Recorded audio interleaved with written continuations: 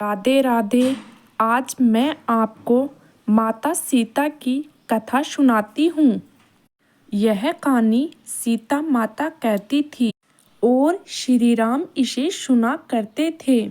एक दिन श्री राम भगवान को किसी काम के लिए बाहर जाना पड़ गया तो सीता माता कहने लगी कि भगवान, मेरा तो 12 वर्ष का नित्य नियम है। अब आप बाहर जाएंगे तो मैं अपनी कहानी किसे सुनाऊंगी। श्री राम ने कहा कि तुम कुएं की पाल पर जाकर बैठ जाना और वहाँ जो औरत पानी भरने आएगी उन्हें अपनी कहानी सुना देना। सीता माता कुएं की पाल पर जाकर बैठ जाती है। एक स्त्री आई। उसने रेशम की जरी की साड़ी पहन रखी थी और सोने का घड़ा ले रखा था। सीता माता उसे देखकर कहती है कि बहन, मेरा 12 वर्ष का नित्य नियम सुन लो। पर वह स्त्री बोली कि मैं तुम्हारा नित्य नियम सुनूंगी तो मुझे घर जाने में देर हो जाएगी और मेरी सास मुझसे लड़ेगी। उसने कहानी नहीं सुनी और चल गई। उसकी रेशम जरी की साड़ी फट गई। सोने का घड़ा मिट्टी के घड़े में बदल गया। सास ने देखा तो पूछा कि ये किसका दोष अपने सिर लेकर आ गई है। बहू ने कहा कि कुएं पर एक औरत बैठी थी। उसने कहानी सुनने के लिए कहा, लेकिन मैंने सुनी नहीं, जिसका यह फल मिला है। बहू की बात सुनकर अगले दिन वही साड़ी और घड़ा लेकर सास कुएं की पाल पर गई।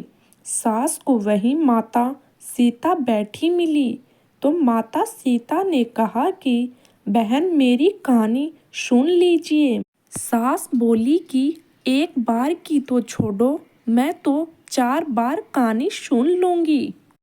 राम आए, लक्ष्मण आए, देश के पुजारी आए, नित्य का नियम लाए, आओ राम बैठो राम। तपी रसोई जियो राम, माखन मिश्री खाओ राम, दूध बतासा पियो राम, सूत के पलका मोठो राम, साल दुसाला पोडो राम, साल दुसाला ओडो राम, जब बोलूं जब राम ही राम। राम संवारे सबके काम, खाली घर भंडार भरे, सबका गेड़ा पार करे। श्री राम जय राम जय राम।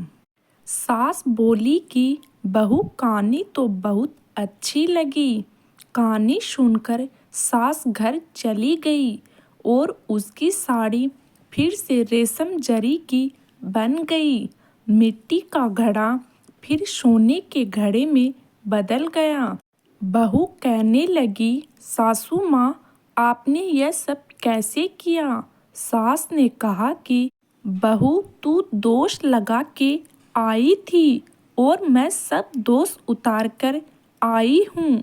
बहू ने फिर पूछा कि वह कुएं वाली स्त्री कौन है।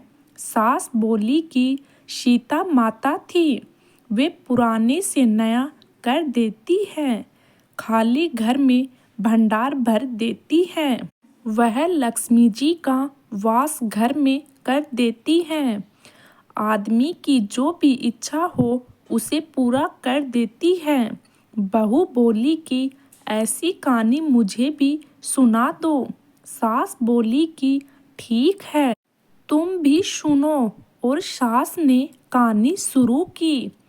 राम आए, लक्ष्मण आए, देश के पुजारी आए, नित्य का नियम लाए, आओ राम बैठो राम।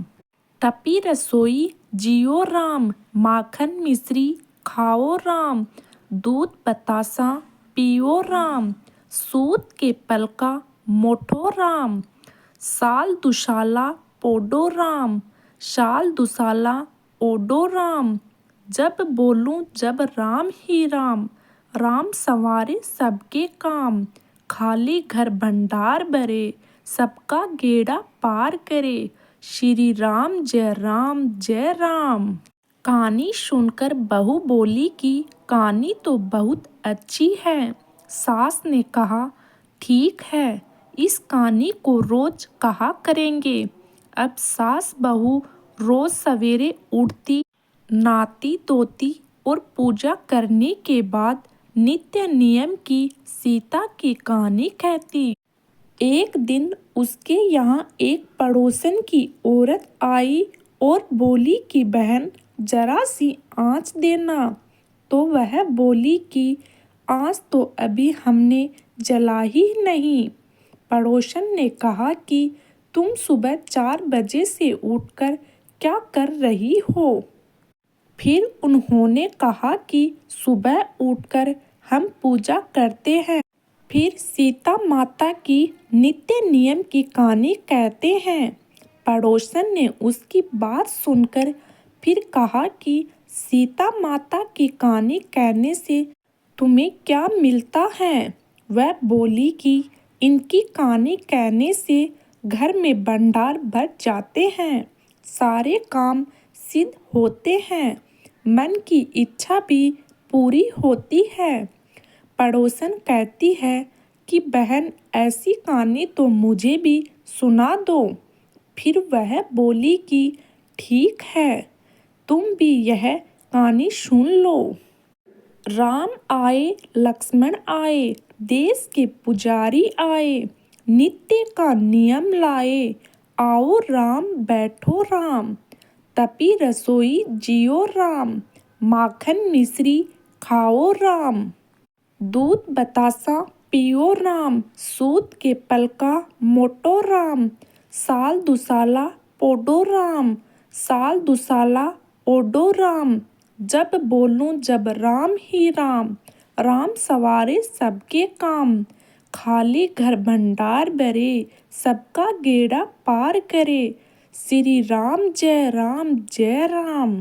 सारी कहानी सुनने के बाद पड़ोसन कहने लगी, बहन कहानी तो मुझे बहुत अच्छी लगी। अब वह पड़ोसन भी नित्य नियम सीता माता की कहानी कहने लगी। कहानी कहने से सीता माता ने पड़ोसन के भी भंडार भर दिए। अब तो पूरे मोहल्ले में नित्य नियम की कथा चल पड़ी। हर किसी की मनोकामना पूरी होने लगी। हे सीता माता, जैसे आपने उनके भंडार भरे, वैसे ही आप हमारे भी भंडार भरना। कहानी सुनने वाले के भी और कहानी कहने वाले के भी। सीता माता की जय हो। अगर आपको मेरे द्वारा सुनाई गई कथा अच्छी लगे तो कमेंट तथा लाइक ज़रूर करें और सब्सक्राइब करना न भूलें। धन्यवाद।